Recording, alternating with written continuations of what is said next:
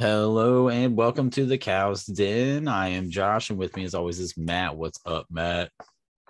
What's up, bitches? We are the Cow's Den. This is the Cow's Den podcast. We talk comics, pop culture, nerdy shit. Usually start with comics, but Matt, I don't know. This week, God, there was so much. We kind of took a little extra week, but like not only that, there was just so much that happened. I mean, there's Batman that came out, right? Freaking I watched That everybody's just gulping at. I went and saw the Uncharted movie. I also watched the Adam Project on Netflix. Man, I've been watching all kinds of stuff. I'm getting caught up on Disenchantment, Ted Lasso. I started watching The Boys, Diabolical, all kinds of stuff. Yeah, I'm gonna pause here. Yeah. So yeah, I've been getting caught up on all kinds of stuff. So I mean, I can still talk comics, or I can start with comics. I only have a couple, in all honesty. I can make those super quick. We got part 2 of the Superman Nightwing stories. So Superman number 9. The last one was in Nightwing 89, 90. Shoot, I don't remember. But then part 2 of it was the Superman Son of Kal-El number 9. Real quick, they caught up with a superhero. In the last one, they found out it led them to Lex Luthor. They caught up to one of Lex Luthor's people, and this one beat the shit out of him.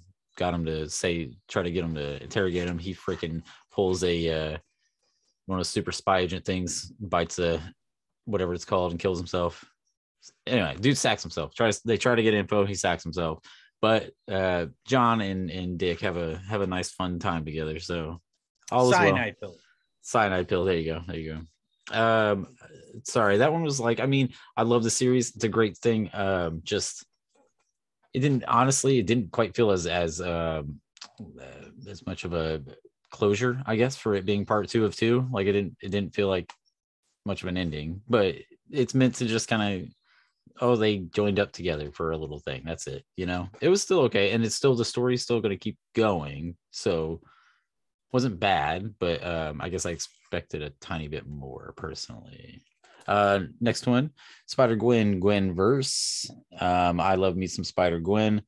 I was like, man, she came from the Spider-Verse. That was her whole thing. So it's like, if they do a Gwen-Verse, if they use another version of her or something, I want to go ahead and snag on it just in case. Plus, I just like the story, the idea. But it turns out it's actually not. Sorry, go ahead. Yeah, it's not actually it's not actually universes, even though it says, or like multiverses. It's actually timelines. Somebody wanted to make themselves immortal, so they tried to splice their DNA into the time continuum, if that makes sense. And instead of doing that, they accidentally did a version of, like, when they went to do it, she was jumping through to Miles's time, to Miles's multiverse, as she went to perform this thing, and their shit collided. So now she got sent to not different multiverses, different timelines, or different points in time. So they're not pulling a multiverse heist, they're pulling a Bill and Ted. She's going through different points in time, where the original Norse Thor, not the god per se, but the original, yes, he is the god, but I just mean like the original Norse Thor. That's why it's like, and they got, I don't know, I did like the idea that it's different timelines going through the timeline, rather than it being about different multiverses. But I don't know why it's called Gwen-Verse. Again, just plowing through these real quick, just because I wanted to get on to the next thing. The other one was Radiant Red. This is a branch off of Radiant Black. This cover is freaking beautiful, in my opinion. It's so, like, I don't want to say basic, but it's so clean that it comes out so beautiful. The color palette is great choice. Yes, great choice. And it's so solid, the solid, bold everything. Well, makes it, and if beautiful. You look, there's not too much purple on comic book covers, and I think that looks amazing. For sure. And it makes it pop. It makes that red just pop more, for sure. That looks great. So just a solid cover. And that was a great first issue. It's a 5-issue series. It's just a little side story to Radiant Black, and backstory of one of the characters in Radiant Black. So I'm gonna do a quick run through of that. The Gwen-Verse, I forgot these. The Gwen-Verse, I'm gonna say 7.5 out of 10. I'm gonna start through these numbers now with my lovely reviews here. Superman, I gave it an 8 out of 10. And the other one was Dark Knights of Steel, which I didn't cover. I covered issue 4. I didn't catch up on issue 5, but I will put that for next time. That's gonna do for me. The Radiant Red, I would give a 8.5 out of 10 too. So I have one comic book question about you. Of course. Well, comic book question. Okay, so I was in the comic book store today, actually, ironically. I was in there yesterday. I was in hours yesterday. Yeah. So what's the I can't remember the name of it, but it's a massive Marvel storyline going on right now, like Marvel Hell or Marvel. Oh, Devil's Reign, dude. There we go. So the idea is it's Wilson Fisk is mayor of Hell's Kitchen of New York. So Fisk is mayor, and he's obviously being Fisk and running the superheroes into the ground, or trying to. So I haven't. I read the very first freaking issue. It's like a 6-issue crossover for the main series, and then there's all the side, the branch offs and stuff. Yeah, there's all the obviously Daredevils and Electras and whatever they're. The Hell's Kitchen, the Defenders. There you go. But I saw one with the Winter Soldier. And that's the thing, man, is because it's Fisk and he took over. Like, that's the thing, is now it's Fisk took over New York or whatever. So everybody's involved now. So it looks great. I haven't had a chance to actually read it yet, though. Yeah. But I love Fisk coming in, taking, like, I like that. That's what it is. Yeah. That's cool. Yeah. So I will check that out. Definitely next time. Give that one a shot. Next for me, man, was movies. We are going to talk Batman. The only one, actually, I had 2 I really wanted to talk about. One of them is going to be the one I want to talk about too. So one of them is Uncharted. You go ahead. Okay, so I'll just cover that one quick because I know that one actually came out a while ago. I just finally got a chance to see it. It surprised the hell out of me. Yeah, that's what I've heard. Loved every bit of it. Loved every freaking bit of it. And I wasn't really that excited to go into it, if I'm being totally honest with you. I love Tom Holland. I don't hate Mark Wahlberg. I love the Uncharted series. None of it felt right, though, for some reason. None of it felt like it fit. And I mean, none of it. Like, but is part of that because of how bad they butchered Lara Croft? Well, I think I'm gonna have to agree to disagree on that one. I actually really liked the new Tomb Raider. I thought it was the new one was good. I'm talking about the Angelina. Yeah. Oh, I don't know. I did not like those either. No, I actually really enjoyed the new one, though. I thought the new one was good. But no, it in all honesty, everybody that I kept hearing, they were like, oh no, it reminds me of like National Treasure and the old Indiana Jones and all that. And I was like, I mean, yeah, it's meant to, it's Uncharted, but it did, dude. It puts you back in that kind of like, there's no super solid undertone story. There is, of course, but they're not like, they don't overly drudge on it. There's so much popcorn action in this movie. It's stupid, but that's what's fun about it. I love that about it. I love that they were like, you know what, we're gonna go with the story, but we'll just kind of play with it. We're just kind of it's there, but it's meant to be, and it gives you that National Treasure, that Indiana Jones, that kind of that vibe, you know. And it was really well done. Tom Holland did great. Mark Wahlberg. So Wahlberg does a great job. He just, to me, still just doesn't feel like Sully. It just doesn't feel like him to me. But he does a good job with what he's given. He does a good job in the role. So overall, man, I gave that like a 9 out of 10. It was. Oh, great. Wow. It was great. And I highly recommend seeing it in theaters too, if you still get a chance to. Okay. The second movie I want to do an intro on. Yes. Let me ask you fans, MCU fans, yeah. How would you like to see a movie with the Hulk, Gamora, and Deadpool? And it's about and Elektra. Terminators. And Elektra. Hulk, Gamora, Deadpool, and Elektra. Elektra was yeah. Yep. Jennifer Garner. I always forget that because that movie sucks so bad. Oh, I know, but I just mean, well, she managed to get her own movie, which wasn't as bad, if I will say so. Wasn't as bad. Anyway, yeah. I mean, we're talking about the Atom Project, by the way. Sorry. No, yeah. Yeah. I think that who's the director? The one because he did Free Guy and he did. And he's doing Deadpool too. He's gonna be doing Deadpool 3. Yeah. I don't remember his name, but yeah. He's putting I don't together, remember his name. Blanking right now. you know, good movies, funny movies. Yep. Really good music that ties in very well. Not overly used comedy or anything. It's not overly cheesy, but it's there, and it's there well. And like the writers, I don't know if the guy writes it too. I know he directed it, but I don't know. Not sure who wrote it, but the writing was on point. Yeah. I was pleasantly surprised. I've been a vocal critic of Netflix for quite a while. I feel like they create these shows and then they end them too quickly. And then they shit on them, and they invest so much money and give all these artists and all these people all this hope of putting their story out there, and they start it and then fucking smash it. I'm sorry. They piss me off so bad sometimes. Well, and then I'm not, please don't take this the wrong way, but they for the past like 2 years have been trying to break into the South American market. And so like there's just been an onslaught of fucking Spanish movies and shit. Oh, and right. I get it. I get it. But like, man, like the last like year, maybe two, outside of like it's Tiger King, like yeah. It's just been, there hasn't been much. And that's what I was saying too. They keep raising content or raising prices without raising the content value. I'm not talking about raising the content, raising the content value. Like they can dump somebody. I said this online and somewhere, and somebody was like, they pump out 30 freaking shows every month. I'm like, okay, not good ones though. No, this was back to the whole Marvel versus DC, quality over quantity.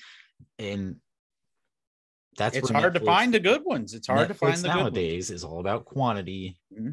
And so, yes, this was a very pleasant surprise. Very pleasant surprise. And so, you know, go and watch it. It's based on time travel.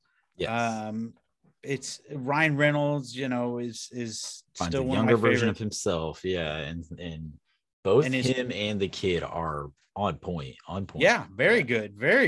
And I could totally see that kid being him in a younger version. Like I was talking with my wife saying that, like, I felt like the kid shows potential to come onto the fucking Marvel scene if he ever wants to, you know. He was a good fit. He was a good actor. Mm-hmm. He was a good kid. And I love Mark Ruffalo pre-Hulk, and I loved him as Hulk, but like it's good seeing him in a movie that I like, that's where he's not the Hulk. Not saying I don't like him as the Hulk. I love him as the Hulk. But it's good to see him away from that role and in something I like, because I really like him as an actor. And it's always good to see one of these feel good movies, you know. Yeah. It was just all around a feel good, whether you're adult or kid or whatever. It was a good wholesome movie. There wasn't any, you know.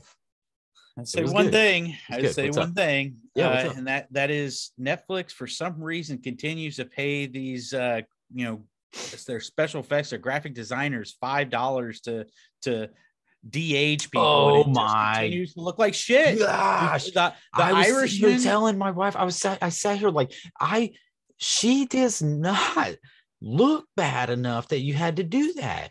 You could have straight thrown just a little bit more makeup on her, just a little bit, even not even that much, and it would have looked. Oh my gosh! Like it's just like the Irishman. So bad. I don't know if you remember the Irishman with Robert De Niro. They didn't do it to Joe Pesci, but they did it to Robert De Niro's character, and it was just horrible. Oh, and that for some reason, I agree. For some reason, Netflix is like, here's $100 million. Oh yeah, here's $5 for special effects. Dude, to de-age somebody. Yes, it's like, I will agree. That was absolute garbage and unnecessary. With De Niro trying to make him younger. Well, for one, just recast, but if you're going to try to do that, it's understandable. For her in that situation, that was entirely unnecessary, unnecessary, and it looked horrible. Oh yeah. Otherwise, though, it was movie was fantastic. Yeah. I would recommend it. I'd give it a solid 8.5. I'd say about an 8.5 for sure. Yeah. You know, highly entertaining. Definitely one of the better Netflix movies I've seen in a while. Now, they did make the announcement. I don't know if you saw this, Josh, that obviously Stranger Things is coming in a 2-part series. Conclusions. No. Oh, no. Okay, so 2-part season 4, and then season 5 is the final season. Right? Yes, and that's the thing that caught me, was that I was under the assumption that this was going to be the final season. Was the final. It. And not, I always want to say Kripke because I have the boys on my mind, but right. No, it's I know. Yeah. Anyway. Yeah.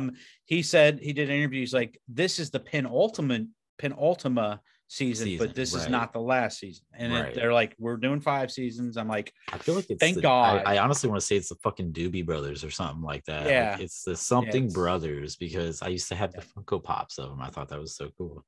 Yeah. Anyway, yeah. And then Adam Project, very good. Hold on, before we get into the last movie I want to talk about, I wanted to super quick sidetrack. This was one I don't usually do. I covered 3 crazy games recently. I hit am I good? No, you're good. I hit Elden Ring, which is the new George R. R. Martin. I told you that. I started that. I'm like 40 hours in on this bitch now, and holy shit, man. So first of all, I died. I had a tick counter to count my deaths. I died 63 times on the first boss. 63 times. God. Ever since then, though, I have figured out my guard, parry, whatever. So I've gotten a lot better at the game. 63 times on the first boss. I'm sorry. It is so much fun, though, in my opinion. It's so yeah. But so, when the game creator has to come out and say, I'm sorry for making it so hard. He didn't, if you actually looked at that, like, and I'm not saying you, but I just mean like, I thought that's what it said too. And then when you read the article, he just kind of was like, I mean, I'm sorry. Like, I'm sorry that you already bought the game, and I'm sorry that it sucks that you can't get better at it. And I'm sorry that you're not good enough to you know, that's what he was saying. He's like, that's awesome. I'm sorry that you suck. Like, basically, that's how he said it. He didn't say that. That's awesome. And so now that said, I thought it was like that. And man, that first boss, dude, I got so fucking frustrated. I was getting so mad, and I just was like, dude, I invested the money in this. I got to stick with it. I don't know. And I looked up something that changed 2 things that changed it for me entirely. One, if you're stuck at that boss, this whole map's open. You do not have to go fucking fight that boss. Go run off over here and level up and grind, or go find a different area that has lower level shit and fuck off for a little while. If that boss is pissing you off, fuck off for a little while. You can actually do that in this one. That's cool. I didn't realize that. I thought I was stuck having to do this, or else I couldn't go anywhere. The second thing, and this was me, I didn't look at this in the basic fucking tutorials. I played the Dark Souls games like once, and that shit pissed me off so bad I never wanted to do it again. When you block, I thought you had to block and then just like, oh, I'm gonna try to swing back. There's actually a block then parry button, and my dumbass never saw that. So for the longest time, I'm like, this is the hardest combat I've ever done in my life. And suddenly this happened. And now I'm like, Jesus Christ, this is the easiest thing I've ever fucking done. Why am I being so stupid? So that said, if you're having a lot of problems with it, it might be something really easy. And you're just, because the game doesn't really explain that to you. That is a big problem with the game, I would say, is they don't explain that to you. But if you're having problems with it, Google's your fucking best friend. Just look it up. I'm as hardcore as much as this game has beaten me the fuck down. I'm giving it a 9 out of 10 because it's beautiful. The gameplay is amazing. I can't get over it. Horizon Forbidden West, just going to cover that super quick. 8.5 out of 10. Gorgeous. Gameplay's fun as fuck. Love it. Guardians of the Galaxy came out on Gamepass for free, so I grabbed it. Never played it before. Fucking 8.5, dude. It was beautiful. It's fun. The story is funny. It actually has differences when you pick different choices. And then the gameplay itself, you're freaking, yes, you're only playing as Star-Lord, but you have this command system that's so fluid and beautiful for the rest of the team that it's one of the more fun action games I've played in a while. So again, 8.5 out of nowhere. So I've got one thing before we go into the last movie, but a side note to that. What's up? This is a call out actually to a buddy of mine. He had found, and I need to start listening to it. There's a podcast called Old Man Star-Lord. Oh shoot! And okay, it's based on like everybody's dead, like X-Men are gone, Avengers are all dead, and Star-Lord's kind of like the last hero for the galaxy. That if you're getting into a Guardians kick, hold on, because now that's giving me an awesome idea. I've never thought about podcasts And it wasn't until recently that I discovered podcasts with there's a Batman story they do on there, an actual story that's like exclusive to the pod, like it's an audio story, like the old school radio stories, like like War of the Worlds. Batman. Yeah. And but I never thought about that. And like anyway, dude. sorry. Well, and I've listened to some of it, and it's really good. Like okay. It's good, man.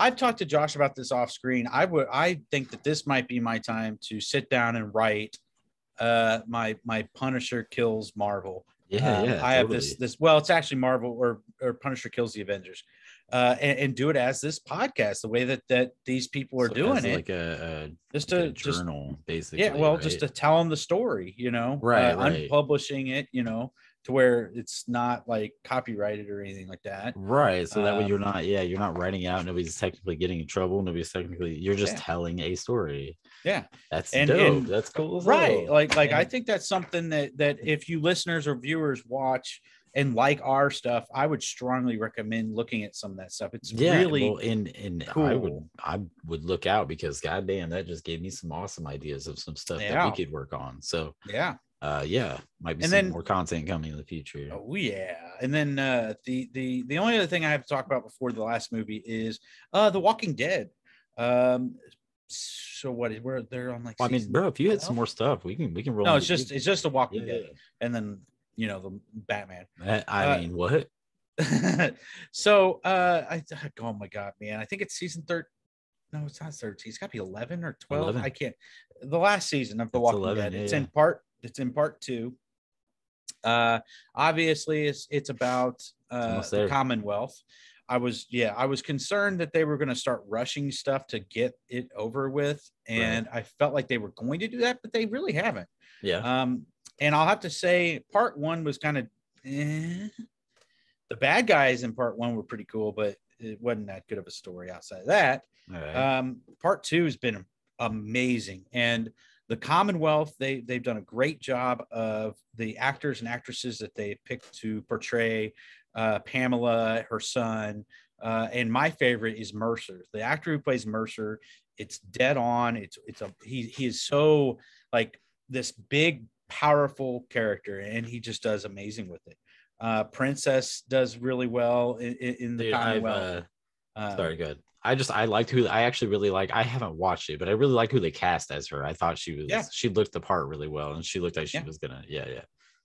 And so even though I have had a lot of problems with that show for years, and it's been well established what those are, I'm still gonna watch it. I'm still gonna watch it to the end. The news, here's 2 things that came out in between since they've been releasing part 2, is that Rick Grimes, Andrew Lincoln, has been spotted down in Georgia hanging out with Daryl Dixon. Oh my God, the actor's name. What's his name? Yeah, Daryl. That guy, Norman Reedus. There we go. It had been spotted out with him, so there's possibility that you could see him at the end. I don't think they should, but it wouldn't make sense when you're trying to do the movies to show him. I just realized something. Death Stranding, you know that? Mm-hmm. It's Norman Reedus holding a fetus. Sorry. Okay. The second thing, Josh actually pointed it out, and I think it's a horrible idea. What? I think it's the dumbest idea that they've come up with in a long time. They've come up with a lot of them. Is a show with Negan and Maggie. Oh. Now I'm gonna watch it. no matter what. But that makes absolutely zero sense. I mean, it's a show that's clearly born far away from the source material. Is the whole point. Right. I know, and it's like, dude. No, I know. If there were 2 people that, I mean, maybe Michonne and Governor. I mean, those doing a show with them too. Fair comparison. That would be a fair comparison. Yes. Like, do you really think Michonne is gonna make up with Governor? Okay. If it wasn't Jeffrey Dean and it wasn't her. I don't remember her name. I'm sorry. But if it wasn't them, guarantee you it wouldn't work. I know, and they'll make it work. But if the show hadn't derailed so far that they have like no chance of getting back to source material at this point, then I don't think the idea would have happened. I don't think they would have done it. I think it's sort of grown and brewed out of desperation to continue the put story, shit to out. continue the world. Which I don't. I like I said, if it wasn't Jeffrey Dean and it wasn't her, I wouldn't care, and I certainly wouldn't watch it. But yeah, I mean, I'm gonna watch it irregardless, but exactly. I'm still gonna go. This makes absolutely no fucking sense. Especially if there's anybody who's ever read anything like why wouldn't it? Here's my thing. The honestly, what it should have been, if you want to continue the Negan story arc, why not have Negan and Judith? That makes way more sense. Yeah. And would be a way better companion story than Maggie and him, in my opinion. I mean, I think that would actually be cool. See how Negan becomes a father figure. Yeah. Since her father is dead or gone to Judith, But anyways, I'm still gonna watch it. But the last season's got a lot better. So I would definitely get back into it. So I know we were gonna. I do think we have just a little more. I know we're gonna hit Batman. I know we're gonna hit Batman hard. Super quick though, dude. Trailers. Did you watch Bullet Train? Brad Pitt, Aaron Taylor Johnson. Yeah. Yep. Dude. I think it looks phenomenal. Can't wait for it. I do, however, I'm like a little bit thrown off now because Aaron Taylor Johnson is like kind of mad, I guess, because he was like, it was meant to be this hardcore fucking crazy action thriller, and now it's kind of taken more of a comedy turn. So I guess he's a little mad about that, but it still looks great. I still think it looks good. I think it's going to be good. Unbearable Weight of Massive Talent, Nick Cage movie, Pedro Pascal. Oh yeah. God. That was on the Batman trailer. I have to see it. It looks so freaking good. I have to too. And then we could probably touch more on this one later, but the Obi-Wan Kenobi trailer. Yes. It looked good. I think it looks good. I think it looks amazing. It looks amazing. So anyway, Batman. I can't do the something in the way. Yeah. Boom, boom, boom. What's the song like when he's coming in? The actual. Okay, I don't know. Let's.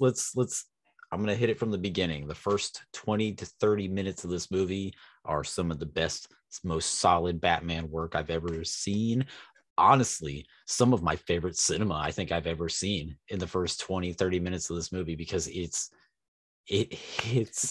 film noir, the voiceover, the cinematography, the music, it is 1920s to 1940s film noir, and it is detective noir to its core,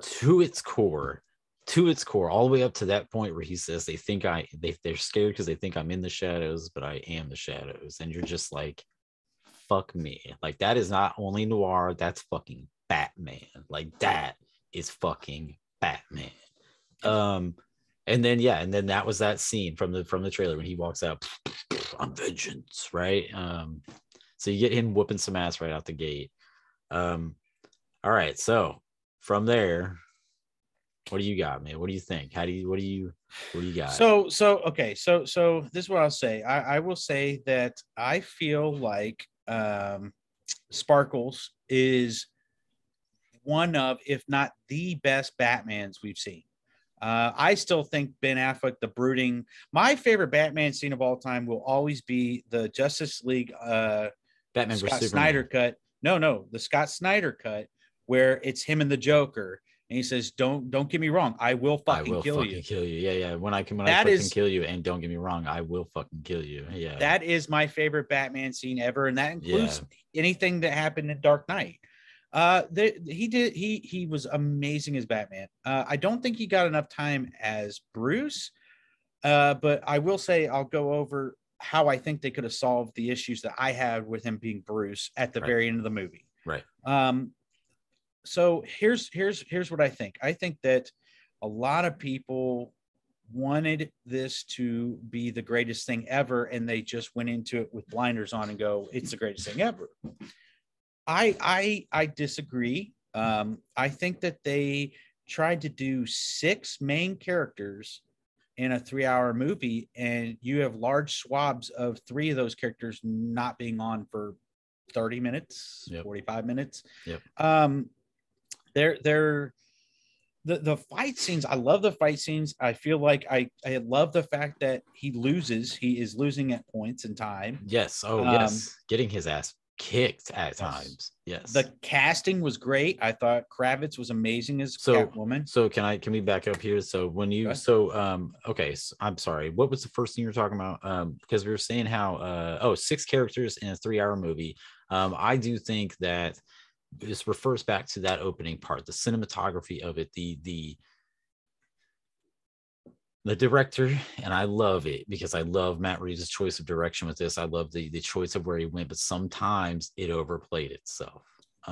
Sometimes the scenes were a little too far, were drawn a little too much, were taken just a tad, just that tiny, not so much that it was annoying, but just that tad to where you're like, well, it's kind of getting annoying, you know? So I will have to say that, in my opinion, the best scene in this movie is the car chase scene with Penguin. I thought that was unbelievable. One of the best car chase scenes ever, in my opinion. Like, holy, like one of the best. I never felt you felt scared of that car. Yes. You felt scared of that car, dude. Like that thing was. Nice. Yeah. But I remember specifically, it's obviously in the trailer where, you know, Penguin's flipped over and the Batman's walking from fire. Oh man. And this is one of those drawn out scenes where I eventually leaned over to my buddy and go, "Hey, we've been trying to reach you about your car's extended warranty." Like it's just so slow. And then I was like, okay, he gets to the car. I thought it would go the next scene. It's like, no. Okay. It's like, okay, that's just like either I felt like you could have, with these scenes that Josh is talking about, you could have made the movie 2.5 hours long and it would have been really, it would have felt like the exact same movie. You just would have chopped out those scenes. Or if you drop those scenes and extend character development if you extend character development on Penguin, on Falcone, and on Gordon. Now, those 3 characters. Now, I think, like that opening, I don't think you would have changed. I don't think you should have changed that part of that and using it that much at all. I think it was tonally used too much. Yes, it screwed up the tone using it too much. Let me ask you this too, Josh. What happened to the Penguin after he was caught by Batman? He revealed that he was meant to be caught. Was he meant to have a plan? So the next time you see him is when he's back at the iceberg. Like, he doesn't go to jail. There's no talk of him bonding. There's no talk of him bonding out.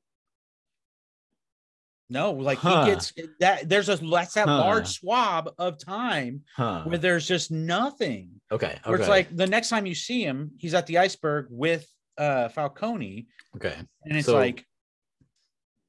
So I want to get back into the good thing though. Okay. So we keep talking. I keep going back to the beginning and then not covering some of the stuff I want to talk about. There were scenes that, like, okay, somebody I straight up saw bitching about the fact that he just stood there and, like, are you fucking kidding me, dude?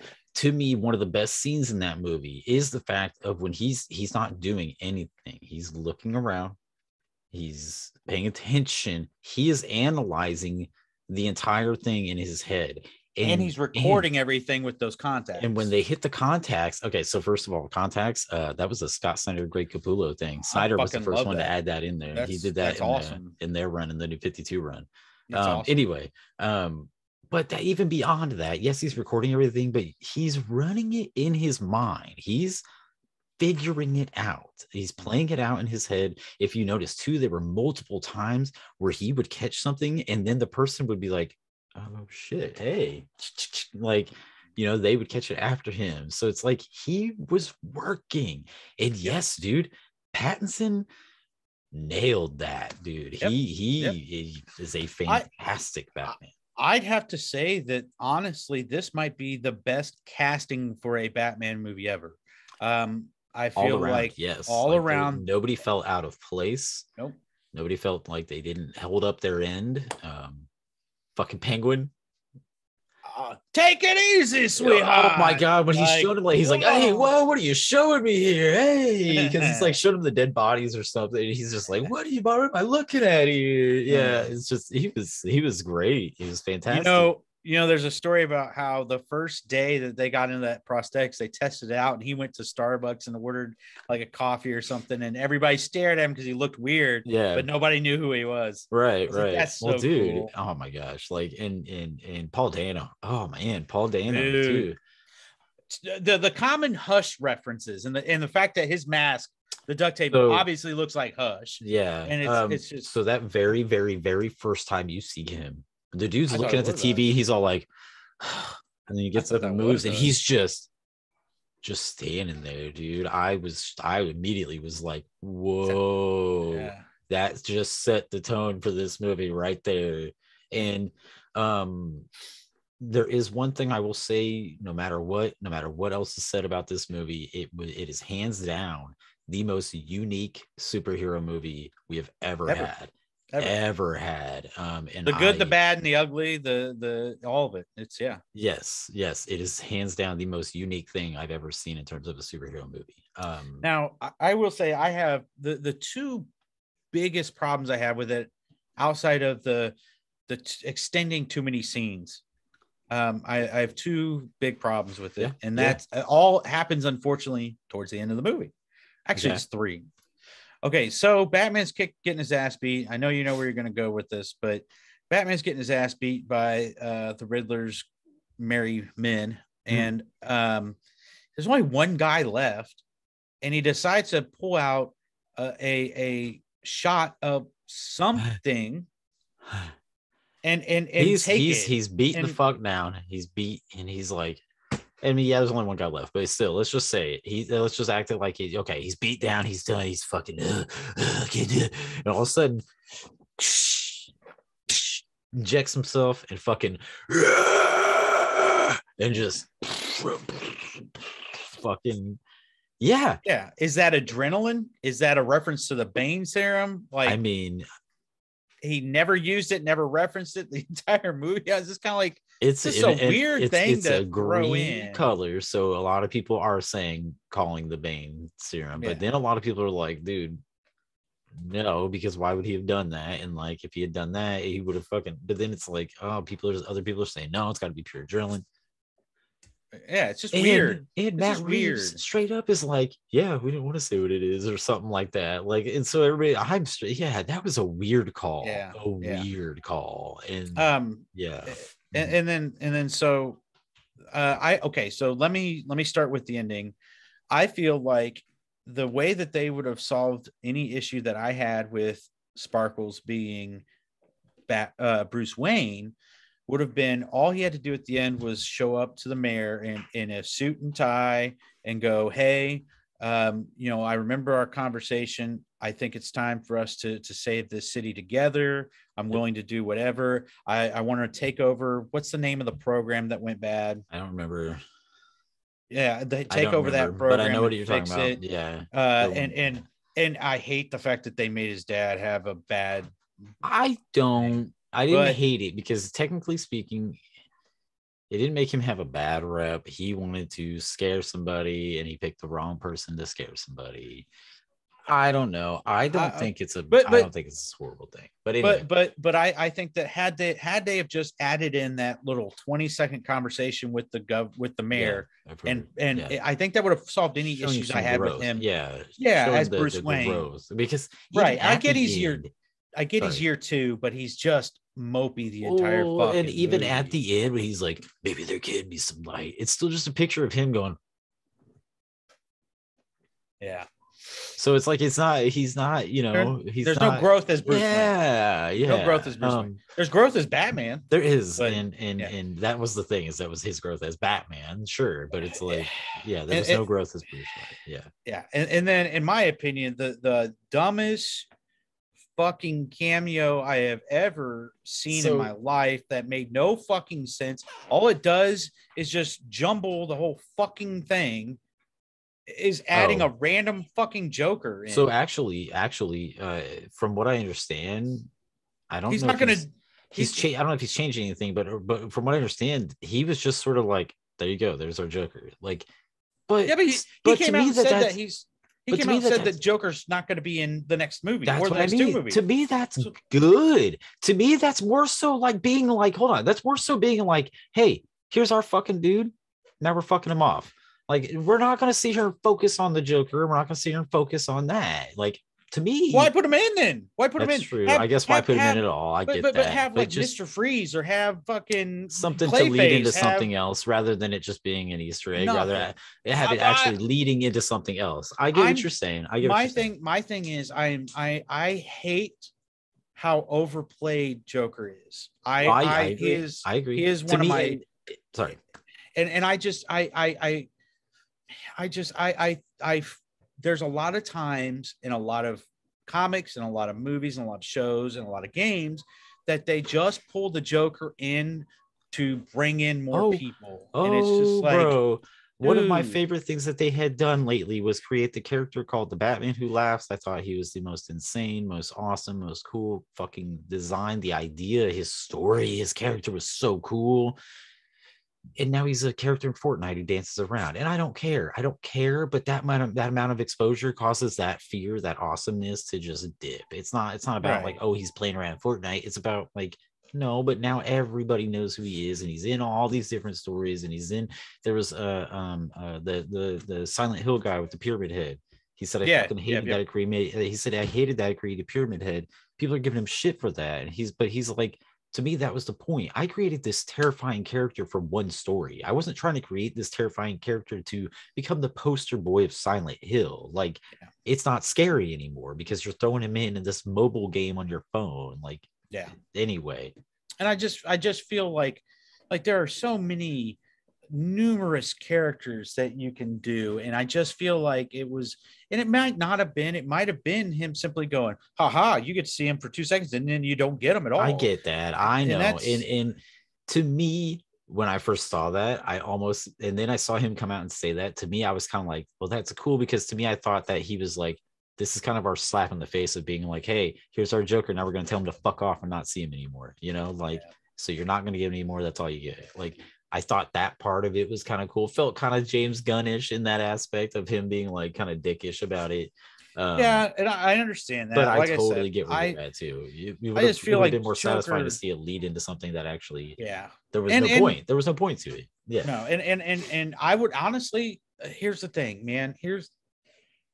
It gets so frustrating, and if it ends up going this route, I'm gonna hate it too, because every time there's somebody that is doing something that is supposed to be dead or supposed to be a good person, who is it always?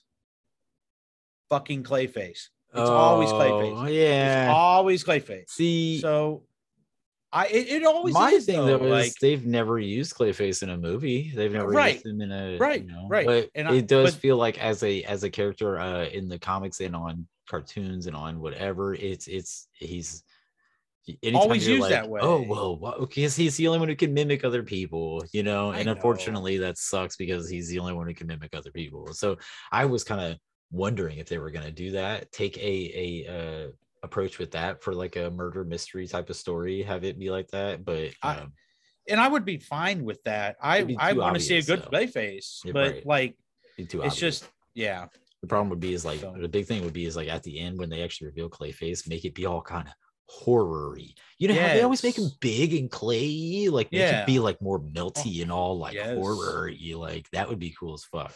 That would be cool as fuck. Anyway, overall though, okay, so real quick, I do want to say Zoe Kravitz she herself, I feel like she almost kind of had the same vibe as him.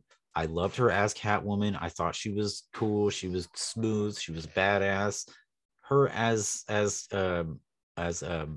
Selena, she was good, but could have pushed it a little bit further, maybe, I guess is what it is. I don't know. So I will say that their relationship when they were bats and cats was good. When they were Bruce and her, oh my god, Selena was very Twilight-y, and that just was that vibe, I don't know. I think a big part of that too was they made him look like that. You make him brood like that. You make him You set him up in that environment everybody was talking about beforehand, and then you still set him up in that environment with the love scene and the kiss and the looking at it and the brooding, all of it. And then you get mad when people are like, oh, he just looks like Edward. It's like, well, you kind of set him up to look like Edward a little bit. It's not his fault. No, it's gonna happen. Yeah, I'm hoping that the second movie we get more Bruce character development. I will say this: I'm 1,000% on board for whatever he's got planned next, because I think it's got room to grow for sure. But I think it was a very, very good stepping off point, a very, very good groundwork. It was very good groundwork. Yeah, I would agree. I don't think it's the best Batman movie ever that everybody else seems to think it is. I agree with that. It is not. But it was definitely unique. It was unique. It was good. I want to make sure that in the next movie he doesn't have 15 characters. I feel like he was biting off too much. I felt like we didn't get enough Falcone. We didn't get enough Penguin. We didn't get enough Gordon, and so, but it was good. It was good. Okay. What do you give it? I do agree that we didn't get enough Penguin, and so I'm excited for the Penguin show. I think it's going to be I think it's going to be interesting to see, though, because I don't know, because I'm worried about that mimicking Gotham too much. I'm also worried about that Gotham PD, which got changed to something else now. No, that's what it was. Is that got pulled, but Penguin got pushed forward or whatever, right? They were going to do a Gotham PD, which was all about Commissioner Gordon essentially being Gotham. But that one got pulled and Penguin got approved or something. You didn't like Gotham, the show? No, I liked it. I'm just saying it felt like this was going to be a straight ripoff. I was saying how they're going to avoid feeling like that, I guess. But I'm still excited for it. I do agree that with it being 3 hours, that's what I said to you, man, is we sat here and watched Zack Snyder's Justice League. It was 4 hours long. I could sit here and watch that movie right now and feel like good by the time I was done with it. I sat here and watched Batman and it felt like it was a 3-hour movie. That was my biggest complaint about it, was it felt like it was a 3-hour movie. I know that's because it's slow, and I know I get it, but like I said, those drawn out scenes, that cinematography overall was beautiful. There were times where it kind of kicked itself, though. So, overall. So what would you give it? This is hard, man. This is hard. It really is. You want to know what I would give it? No, I'm going to stick with about an 8.5. I would say 7.5. Cool, bro. I thought about an 8, but I'm not going to go 8. I'm going to stick about 8.5 because there was just too much that was good about it. There are a lot of things I can nitpick, but there was just so much. And like I said, if you just straight cut the first 30 minutes of that movie out, it's some of the best shit I've ever seen. So let me ask you, if that was Dick Grayson, not Bruce Wayne, would it not have been a better movie? Like, would he found out the whole time like that it was actually Dick? If you straight took it as that was Nightwing from the beginning instead of, is that what you're saying? Instead of it being Batman, like from the beginning, that was just Nightwing instead of Batman. Yes. 1,000% would have been. Yes. Yeah. Now, let me say one other thing. I don't care, because they could have done that in Bloodhaven too. Mm-hmm. It would have been a good detective story in Bloodhaven. Fuck. That movie would have been a better movie as Dick Grayson than Bruce Wayne. And you could have used Pattinson. He would have been perfect. Yes. He would have been perfect. So one last thing. I hated Alfred. And I love the actor. I hated Alfred. I hated the take on it. And why does Alfred have a fucking butler? That's what I'm saying. So there are a lot of really good things with this movie. And I don't want anybody to think that I hate it. I don't want anybody to think that I hated this movie, because it was a very good movie. I'm going to be honest with you. I didn't realize that I didn't like Alfred until right now, because, and like you said, it's it wasn't the acting. It wasn't anything to do with him. He was fantastic in the role, but the way they made him out to be, the way they made him, he was like, all I could do is teach you to fight. It's like, dude. Yeah. And then why does he have a fucking butler? That has never been how Alfred is, though. Alfred has never been the all I could do is teach you to fight. Like, I didn't know how to raise you. All I could do is teach you to fight. Like, that's never been. Alfred is his fucking father. Like, and I mean, yeah. Right. And so I think that everything, like, if this movie, point, man. If this movie had been 2.5 hours long, I would probably give it an 8.5. If they had some minor tweaks, I would give it a 9. Like, if this movie was 2.5 hours long, it would take very little to make it that much better. But if this movie was 2.5 hours long and the ending was him talking to the mayor and showing his growth as Bruce Wayne, it'd be a 9.0 easy. There's just some things that just, and I'm gonna rewatch it. I'm gonna rewatch it. I'm not gonna lie either. After a second watch, I might update it, but I might update mine. It might go up. The 8, man. I think I'm gonna drop mine to an 8 because it might go up. You know, I'm gonna officially drop mine to an 8.0 because that's the beginning. And like you said, it's not the actor. He killed it. No. You know, he can't. And as he always does. I love him. I love brain fart on his name, Andy Serkis. Yeah. And killed the role, but like, I didn't like their Alfred. No. Yeah. Yeah. So, but like, I think there's just, and then I know you had a problem with the Thomas Wayne thing too. Yeah. I just think there's large swatches of this movie, large time periods of this movie that could have been fixed, I guess. Could have been fixed. Yeah. It feels like the beginning's great. The car chase is great. Fantastic. The ending's great. Yeah. It's got some issues. I hear you.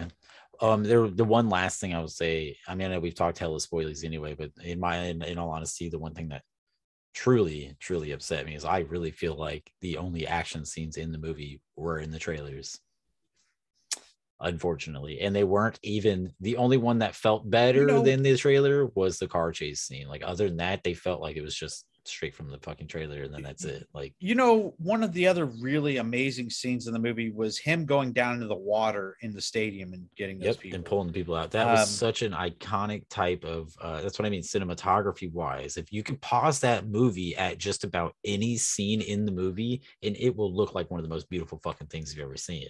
And he lost. Right, and he's still Gotham's flooded. Still there to help pull. I love that. People out of it. Yeah. Yes. Yep. Like.